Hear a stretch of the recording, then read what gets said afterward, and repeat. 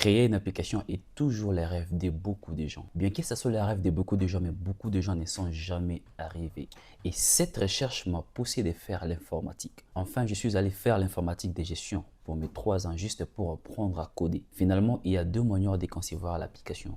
La première est celle d'écrire les lignes de code dans un langage de programmation. Cela est réservé aux informaticiens des formations qui en ont fait tout un domaine. La deuxième est celle d'utiliser les outils no-code. Et d'ailleurs, c'est celle qu'on va utiliser ici dans cette vidéo. Cette deuxième permet aux gens qui n'ont aucune notion de programmation informatique d'en créer quand même une application. Et concernant les outils no-code, il y en a beaucoup. Mais dans cette vidéo, j'ai sélectionné pour voir c'est ma Funkable. Je te montrerai juste les bases des Funkable. Et toi, tu vas aller plus loin en créant tes propres applications. Salut, je m'appelle Joey de la chaîne Joey Friction. Si tu es nouveau ou nouvelle sur cette chaîne, abonne-toi et active la cloche de notification parce que ça m'aide beaucoup. Et d'ailleurs, si tu te retrouves sur cette vidéo, c'est parce que tu aimes bien l'informatique. Sur cette chaîne, je partage des astuces pas mal en informatique qui pourront t'aider au quotidien. Allez, c'est parti. Mais avant de commencer, je tiens à te préciser que l'espace de notre travail, ça sera les PC. On va utiliser un ordinateur pour faire ce travail. Mais si tu n'as pas un PC, pas de souci, c'est pas un problème. Tu peux utiliser ton téléphone. Mais tu auras beaucoup de soucis, voire l'espace de ton écran qui est assez limité, tu vas beaucoup souffrir. Mais pour mieux être à l'aise avec cette manipulation, je te conseille de chercher un PC. Allez, c'est parti. Bon, par la suite, on va aussi utiliser la notion des bases de données en fait. Dans le monde informatique, sans base de données, on ne peut rien faire parce que toutes les informations que nous allons utiliser, elles proviendront de la base de données. La base de données devient comme un ensemble d'informations. Donc c'est un endroit où nous allons stocker nos informations pour que nous les utilisions plus tard. En fait, l'outil no-code que nous allons utiliser dans cette vidéo, il s'appelle Funkable. Je vais charger le navigateur, mais ici j'utilise Chrome. C'est pas là chez toi lesquels tu vas utiliser. En fait, je vais mettre les liens dans la description. Je tape x1.funkable. Funkable. Et puis je mets .com. Je les retrouve ici. Dès que je lance les sites, on va apparaître sur cette interface. Généralement, cette interface, c'est lorsque je m'étais déjà connecté. Moi, ici, je vais essayer de me déconnecter pour que nous puissions repartir à zéro. Lorsque vous lancez les sites officiels des Funkable, il vous donne cette interface-là. Ici, il vous explique que vous allez créer votre application par des outils, des objets graphiques, par des glisser-déposer. Et il vous informe aussi tout un tas d'autres possibilités en fait. Il veut dire que l'application, le site est toujours ouvert, vous pouvez créer des applications natives, vous pouvez créer toutes sortes d'applications avec cet outil. En fait, cet outil a permis à beaucoup d'applications Android ou iPhone de voir jour. En fait, beaucoup d'applications Android ou iPhone ont été créées avec cet outil. Ça, ce sont les possibilités de commencer. Mais de l'autre côté, si Pricing, il vous montre ses plans. Donc, quels sont les plans que vous voulez choisir en commençant votre aventure des créations d'applications. En fait, il y a 3 plans. Les premiers plans ici, il vous explique qu'il y a la possibilité de créer gratuitement une application. Mais avec 0$, vous ne payez rien. Mais que des offres sont limitées. Il dit que avec la possibilité gratuite, vous créez 3 applications seulement publiques. Aussi, vous aurez accès à 5 écrans seulement par projet. La deuxième possibilité, c'est Builder. Ici, vous payez 37$ par mois, mais jusqu'à vous aurez affaire à toutes ces offres-là. Donc, ça veut dire que ici, on vous donne la possibilité de créer 50 applications. Ici, dans 50 applications, vous aurez aussi la possibilité de créer 10 projets privés. Ces 50 applications, c'est public, mais les 10 sont privés. Et ici, on vous donne une possibilité seulement de publier l'application sur Play Store ou sur Apple. Et vous aurez aussi accès au chat support, donc l'assistance. Si ça vous intéresse, vous cliquez là-bas et puis vous procédez. Et enfin, ça c'est l'offre avancée en fait. Vous voyez, tout ça, c'est énorme, hein. Mais avec beaucoup d'avantages. Il vous donne une possibilité, bien sûr, de créer des applications illimitées, un nombre illimité. Et ces applications, vous les mettrez sur Play Store de manière illimitée. Il vous donne aussi d'autres moyens de paiement, des publicités. Donc vous pouvez intégrer les paiements sur votre application et y mettre des publicités puis commencer à toucher la Google AdSense Money. Voilà. Si ça vous intéresse, vous cliquez là-bas. Alors en tout cas dans notre vidéo, nous allons prendre les plans gratuits. En fait, pour prendre les plans gratuits, vous cliquez là-bas ou carrément vous venez ici. En fait, pour commencer à travailler avec cette application, vous devez vous connecter. Donc créez votre compte dessus pour commencer à travailler vos projets. En fait, vous avez des moyens de vous connecter ou de créer un compte. Venez là-bas sur SignApp. Dès que vous êtes sur SignApp, vous pouvez créer votre compte manuellement à la main ici. Et moi, je vous conseille d'utiliser les comptes Google pour qu'ils ne s'entraînent pas. Là-bas, moi, je vais me connecter avec mon adresse Google. Je clique là-bas. Dans cette petite fenêtre qui va s'ouvrir, je vais cliquer sur mon adresse. Et bien, directement, je suis dans l'application.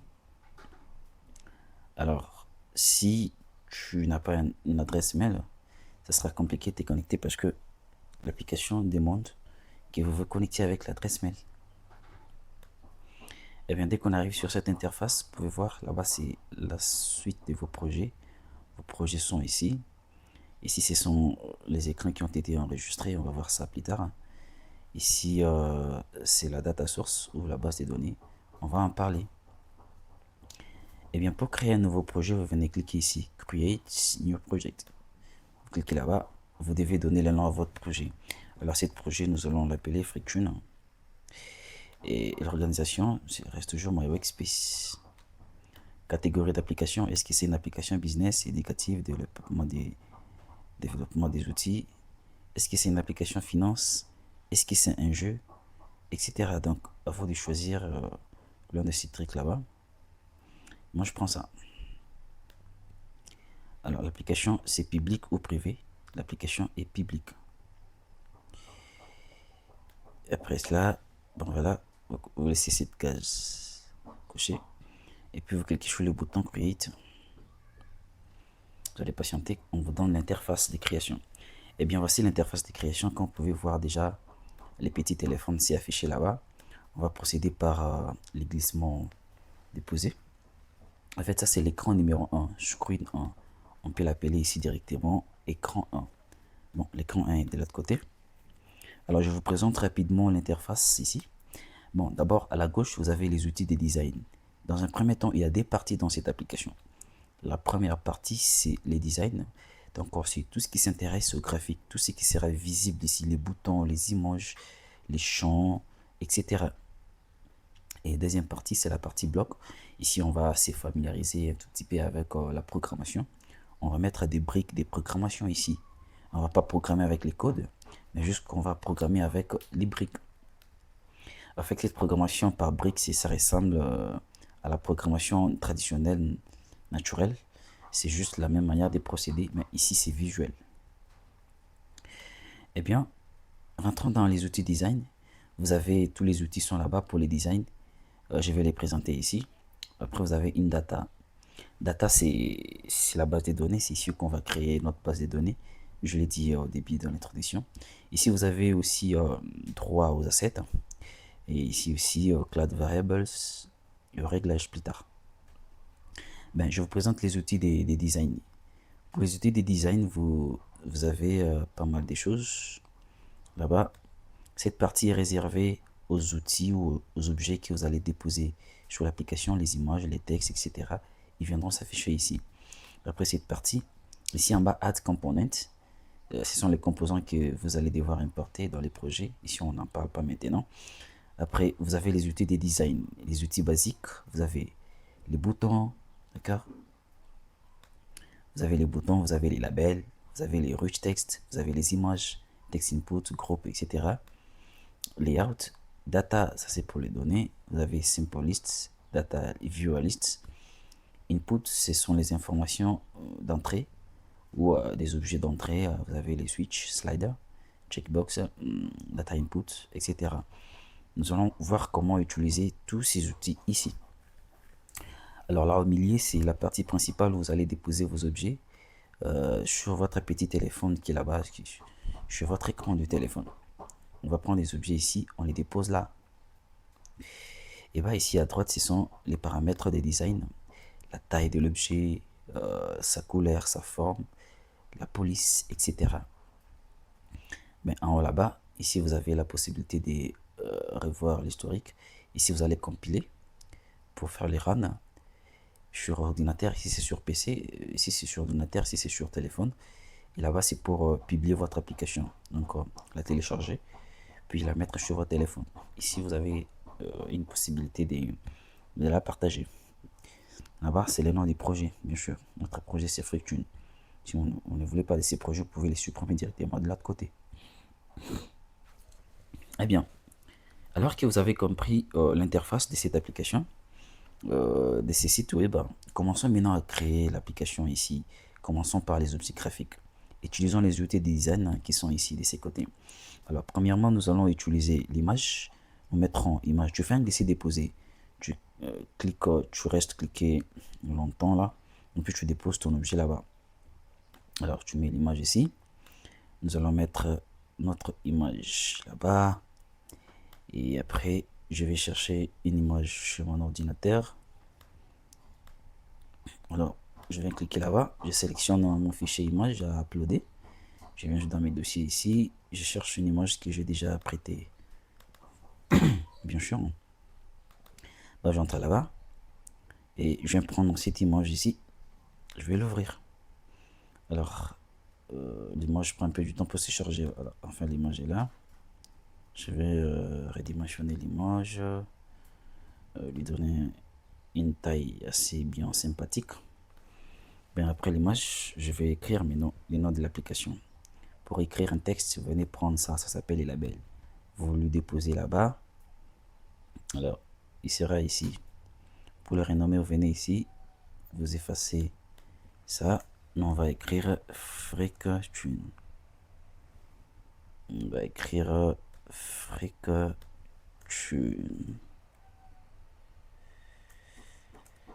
Voilà, j'écris Frictune. Ça s'affiche là. Après, vous avez la possibilité d'échanger la police. Est-ce que vous voulez ça? Est-ce que vous voulez ça? Ben, moi je prends ça. Après, vous pouvez redimensionner quand même la taille de ces champs-là. Bon, voilà. Je les mets ici. Voilà. Et à chaque fois que vous déposez un objet là, vous devez venir lui donner un nom là-bas, un nom des variables. Bon, label Frictune. Ce nom-là nous sera très utile dans la partie programmation parce qu'on va appeler ces objets pour les faire, pour les donner des fonctions et des rôles. Ben, vous avez beaucoup de possibilités à changer des couleurs, des styles. Si vous voulez que ça soit visible, que ça soit invisible, etc. C'est à vous de voir. Donc, vous allez jeter un coup d'œil sur la palette des designs qui sont juste ici à côté. Ben, après cela, je vais mettre un bouton ici en bas. Un bouton commencer. Voilà. Je le mets là-bas. Je vais un peu le redimensionner. Hein. Donner une bonne petite taille. Je le mets juste un peu plus bas. De l'autre côté. Voilà. En fait, le but de cette application, on va créer une application juste de connexion. Ça veut dire, un utilisateur va arriver, il va se connecter. D'accord? Il va se connecter à notre application. Alors, je mets ce bouton là. Je viens le renommer ici. J'efface ça. J'écris commencer. Je peux changer la couleur ici du texte. Ça reste blanc par défaut, c'est déjà bon. Après, tu as tout un tas d'autres possibilités. C'est la taille du bouton. La taille de ces textes là plutôt. Après, tu as aussi d'autres possibilités de choisir les styles des boutons ici. Je crois que c'est l'unique. Voilà. Après, je vais un peu le redimensionner un tout petit peu. Parce qu'il est assez gros. Voilà, il donne un peu une bonne petite taille. Voilà. Je fais un petit zoom, des zooms. Je me descends un peu plus bas jusqu'ici pour que ça donne ainsi une interface assez sympathique. Bien par après, je prendrai les labels. Je vais ajouter un petit label ici. Je pourrais lui dire bienvenue. Je crée bienvenue. Bienvenue à l'application. Bienvenue à l'application. Voilà, je mets juste là en bas. Je vais le redimensionner comme ça. Je le mets juste un peu là-bas. Et ben, je peux changer la police. Je prends une autre police. Je prends celle-là. Je vais élargir petit côté là pour que ça donne assez une possibilité assez sympathique. Voilà, très bien. Très bien. Jusque là, ça c'est l'écran d'accueil, d'accord? C'est l'écran d'accueil. L'écran d'accueil que nous venons de créer. Alors, si vous voulez bien les visualiser, vous venez cliquer ici pour voir comment ça va s'afficher chez l'utilisateur. Clique là, et bien tu vois sympathique l'application. Voilà, l'écran d'accueil, d'accord? On peut réduire ici. Bon, voilà, l'écran d'accueil. Donc, si quelqu'un arrive sur cette application, il verra d'abord ça. On va arrêter la compilation. Maintenant, l'idée c'est de créer un autre écran. Nous allons créer un autre écran. C'est que quand quelqu'un va cliquer là-bas, il faut que ça lui amène quelque part, d'accord? Alors, vous avez beaucoup de possibilités de créer l'écran. L'une des possibilités que je vous propose, c'est de venir ici. Je fais le bouton plus. Voilà, un autre nouveau écran est là. Ça, c'est l'écran Screen 2. D'accord? Screenant tout. Alors ici sur l'écran Screen 2, on va mettre les informations des connexions. Donc là où quelqu'un va mettre son nom, son mot de passe et le bouton connexion pour se connecter. Alors, on prend les labels, on met là-bas. Nous allons appeler ces labels, nous allons les renommer. Nous allons l'appeler connexion. Ou connectez-vous.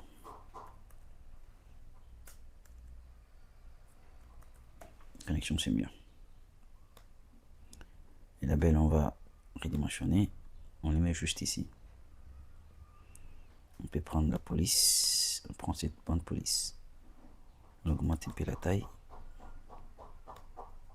Voilà. On met là-bas. Si vous voulez, vous pouvez mettre en italique ici. Vous pouvez mettre en gras. Ou vous pouvez souligner. Ou vous pouvez barrer. Ça dépend de ce que vous voulez. Voici l'orientation en fait. Ici, c'est au milieu. Voilà. Après, nous mettons un autre label ici pour lui dire qu'il doit mettre les noms.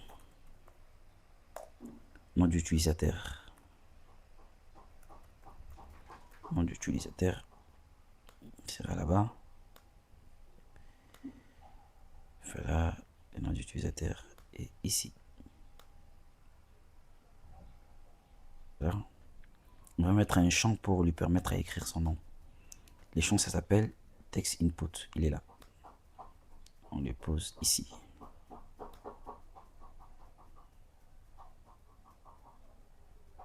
Voilà. On le pose là-bas. On détermine sa taille. On le met ici. Et la belle sera juste ici. Et ces champs, nous devons l'appeler nom. Et là-bas, renommer là-bas, dites champ nom. Les champs nom. Parce que cette variable va nous aider dans la partie programmation. Renommer toujours les objets ici et là-bas. Après, on va prendre un autre label. On le met ici. Je fais le même alignement qui est le premier. Voilà. Ici, il va mettre son mot de passe. Mettre son mot de passe. Voilà. Voilà. Prenons un champ test input pour mettre son mot de passe. Voilà. Ici. Très bien. Voilà. donne un peu la taille. Ok. Puis en venant là-bas pour le renommer. Nous disons que ici c'est pour les mots de passe. Voilà. Alors nous allons maintenant créer deux boutons ici. Les boutons connexion et les boutons retour ou le bouton annuler. Là je prends le bouton, je mets là-bas. Voilà, je mets les boutons ici. Ce premier bouton, nous allons l'appeler connexion. On réduit sa taille, sa dimension, bien sûr. Là-bas. On va l'appeler là-bas connexion. Et on prend un autre bouton. Voilà, il faut bien renommer la variable bouton, ok? Là-bas, on écrit bouton connexion. C'est très important, vous allez voir avec la suite que c'est très important de faire ça. Alors ce bouton ici, on peut lui donner une couleur. Les backgrounds, ici, on donne la couleur à ces boutons. On donne la couleur verte. Et les textes, lui, on lui donne la couleur noire. Voilà, comme ça. Et notre bouton ici, il sera là-bas. On les réduit un peu. On les met ici. Voilà. J'ai de réduire un peu la dimension. Alors celle-ci, on va l'appeler retour. C'est pour retourner. Ou bien annuler. Connexion ou annuler. Voilà. Le bouton annuler, il sera par défaut en rouge. Voilà. On met ce comme ça. Très bien. Alors l'idée c'est que quand l'utilisateur arrive, il met son nom là-bas, il met son mot de passe, il clique sur connexion pour aller directement dans l'application proprement dite. Mais regardez, on va créer un troisième écran. Un troisième écran, c'est pour ça va. Regardez ce que je vais dire, l'icône de chargement. Il s'appelle loading. Voilà, il est là. On le met ici. Avant de passer à l'application proprement dite, il faut que le loading charge. Voilà. Et le link c'est celui-ci. Voilà, on le met là-bas. Il ne faut pas qu'il tourne à l'infini, mais juste qu'on va voir comment les programmer lui aussi. Eh bien, voici jusque là, nous avons quelques fenêtres. Nous avons 3 fenêtres seulement. Alors, nous pouvons prévisualiser ça. Voilà, voici la fenêtre, bien sûr, des connexions. Voilà, elle est là. Donc, quand il va arriver ici, il va mettre son nom là-bas. Après, il met son mot de passe et puis il va cliquer sur connexion pour se connecter à l'application directement. Eh bien, alors, nous pouvons maintenant commencer à établir la relation entre ces boutons. Commençons avec ici, ces premiers boutons là-bas. Ça va? Donc l'idée c'est que quand il vient, il clique sur ces boutons, qu'on lui amène ici, dans la deuxième interface de l'application. Ça va? Alors qu'est-ce qu'on va faire? Ici on a affaire maintenant à la programmation. Alors on va passer à la deuxième partie qui s'appelle bloc. On clique sur bloc. Alors dans bloc, vous avez les outils, les objets que vous avez importés sur l'application sont ici. Et là-bas, ce sont des structures très importantes, la partie principale même de la programmation. Et un peu plus bas, vous avez d'autres éléments comme les speech, sound et share, caméra, vous pouvez ajouter les Bluetooth, des alertes, etc. Donc cette partie-là, on va en parler en profondeur lorsqu'on va créer des applications un peu plus avancées. Alors regardez, on va juste mettre une structure de contrôle ici pour que quand on va cliquer sur le bouton démarrer, on nous amène de l'autre côté. Alors, les boutons, c'est le bouton 1. Alors, on va prendre cette brique-là des programmations. On va l'importer, on la met ici. Donc, ça veut dire que lorsque when c'est quand? Lorsque le bouton 1 est cliqué, alors qu'est-ce qui va s'afficher? Qu'est-ce qui va se passer? Ça veut dire, on va aller dans contrôle, on prend navigate to. Navigate to, ça veut dire, on va naviguer vers. On va imbriquer cette brique là-bas. Donc, ça veut dire que quand le bouton 1 est cliqué, d'où donc on va naviguer vers l'écran 2. Voilà. Alors on va essayer si ça fonctionne. Je vais compiler là-bas. Voilà, on est ici. Quand je clique là-bas, directement ça m'emmène ici. D'accord? Alors quand j'arrive ici, je dois encore faire une autre programmation pour que quand l'utilisateur va écrire son nom là-bas et son mot de passe et qu'il se connecte, il passe directement à l'application proprement dite qui est cette autre partie, mais tout en passant par ces préchargements.